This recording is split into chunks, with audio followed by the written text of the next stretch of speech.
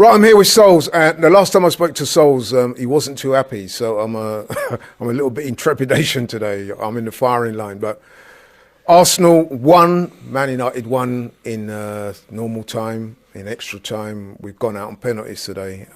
Very disappointing, especially when you consider we had by far the majority of the possession. We created a number of chances. I think it's something like 26 chances. But yet we've gone out to Man United. We were down to 10 men. Solz, your thoughts? Honestly, Laurie, like, same old story, man. Honestly, same old story. Honestly, you could get my watch along from a few days ago and literally copy and paste it and it'll be the same thing. Like, I keep saying this, and look, ultimately, I said it very, very simply. And everyone that's going Arteta, look, it's a multitude of reasons why what's happening is happening. One is the recruitment and not bringing enough good enough backups to be able to perform. Two is the managerial tactical ability, taking off players at the wrong time, making late substitutions. And three, simply and truly, obviously the injuries have been a bad situation. But the biggest issue that I'm still having with Arsenal, that again it's not being answered, is that every single time we come out, we have 2, 3, 4 chances against good teams. And in football, you're only going to get 2 or 3 chances against top teams. And when you have your chances, you have to score them. And there's not a Havertz issue or a Martinelli issue. It's a team issue. We don't have that one vocal point to score us goals. We spread out our goals over 3, 4 players. And when you have to do that, you have to take your opportunities. Like today, Havertz, he missed basically an open goal. He missed an open goal. We had a penalty. Odegaard misses a penalty in a high-stake game against Man United in a cup competition. You can't miss that chance. You just can't miss it. Okay? And then again, miss on miss on miss on miss. I cannot believe Manchester United took that game to penalties. I cannot believe it.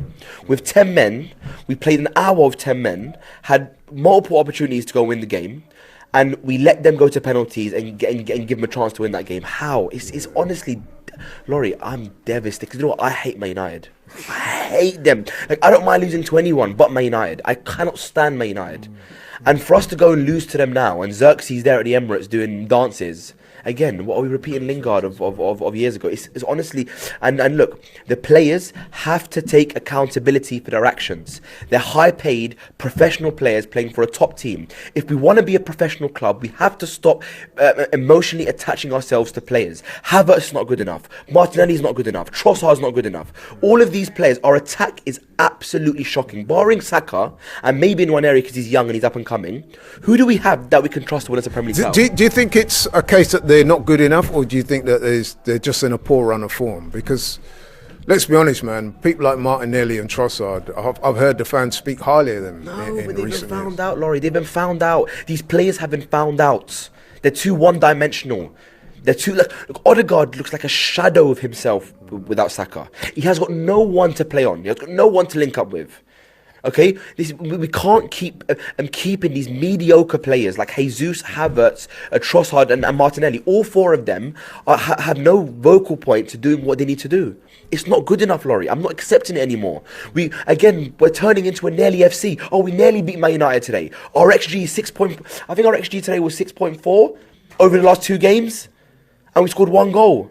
And people are sitting there really trying to kind of tell me our attack's good enough. And at the end of the day, look, we can blame the players, but the argument's going to come down to who bought the players. Who bought Havertz? Who bought Trossard? Arteta's put his neck on the line. He's got it wrong, in my opinion. Because ultimately now, Laurie, we're now out of 2 competitions in the space of a week. Well, basically, we're not out of we're out. Carabao. No, we're out of Newcastle. We're out of Newcastle because we're not going to Newcastle and scoring 3 goals. It's unlikely, but it's not impossible. Okay, but still, in my head, we're out of 2 competitions. Okay. At home in a week. Two competitions at home in a week. Don't get me wrong. Yeah, it's very disappointing. It's disappointing, and honestly, to say the least, it's disappointing. And look, for me, I know we have to keep positive. We've got to support the team, but Mikel Arteta has serious questions now on his name. On one, his ability to make strong decisions on his attack now. Replace them, even if they're average and they're scoring here and there. We need to replace these players. We need to go and sell in the summer. We need to replace them with quality attackers, and we have to now. go on and win something, because ultimately I can't live like this anymore. It's honestly, Laurie, it's demoralizing because it is it's demoralising. cold. I'm freezing. I'm out watching Arsenal. I'm traveling back and forth. It's Sunday today. I could be at home just chilling and drinking hot chocolate and my family, but instead I'm out here in the freezing cold. Look at my hands. Look at them. Do you know what I mean? And No, I feel your pain. I was at the game, man. It was very Yeah. frustrating.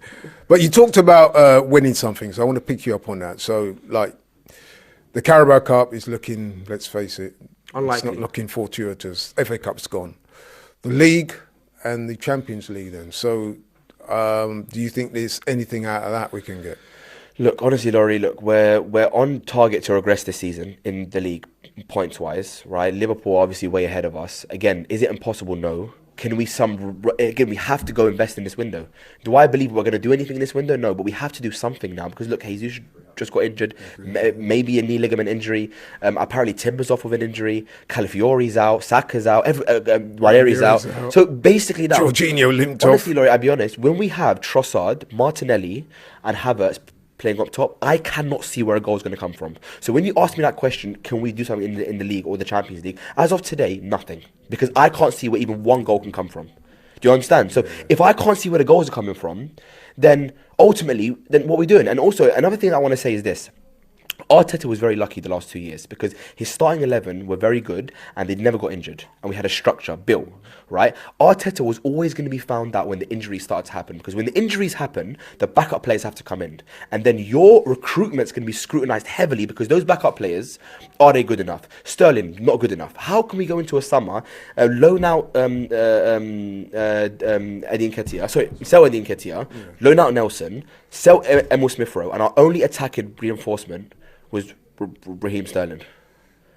And It's a fair point, and he's barely played. I mean, I thought he did look bright today. I thought he probably had his best game for Arsenal. Yeah, and look, and I know people are going to say I'm negative, but I just think, look, we need to start. Look, we were a bad team. Arteta took us to 80% of our level. We're now a title challenging team. Now we have to be ruthless with our players. We have to go and sign top players, and if Arteta can't do it, then we're going to have to replace him and get a better manager in, because I can't deal with being a nearly FC team anymore. Klopp came in after 5, 6, 7 years, won a Champions League, won a Premier League, did his job, left. Liverpool have now cemented that history. What history have we got? We've been knocked out of the FA Cup in the 3rd and 4th round 4 times in the last 5 years, Laurie. So can you tell me what there is to be optimistic about? Well, we just have to keep plugging away. That's the only thing I can say, man. I mean, listen, I just have to believe in a team and think that there can't be too many games where we're going to get as many chances as we got today and still not get it across the line. Yeah. And that kind of goes into what I was going to ask you. Do you think we can beat Tottenham at home in this Wednesday? Look, I said it after the game against Newcastle that the only positive is that we're playing Man United, who are worse than us. And yeah, you did say that. Remember, Right? I said that, and it's that. So honestly, now and Tottenham just went into extra time against who they even called? Tamworth Rovers or whatever, National League team. So again, and I wouldn't be surprised if we go there. Look, ultimately we have to go. We have to put on our strongest side that we possibly can, see who's injured over the week, see what the scans say and whatever it is now, and then hopefully we have to keep optimistic. Look, I'm still going to support my team. I love my team. That's why I'm here even passionately speaking like this, right? No, I feel your pain, man. Yeah, but it's just painful, Laurie, because it's just years and years of constant failure, whether it's failure to finish in the top 4 or now it's failure to win a league, and it just seems like we can never get across the line. We're just nearly FC again, and I'm seeing fans today saying, oh, we nearly won, or we should have won, but we didn't win. We didn't win, and the clinicality issue is the biggest problem at Arsenal, and either we need to fix the personnel or fix the manager who's buying the personnel, and if we don't fix one of these 2 problems, our team's never going to progress, and our club's never going to progress, and we're never going to be a good team. Okay, thanks, Solz. Honest and forthright as always. Appreciate it. Thank you.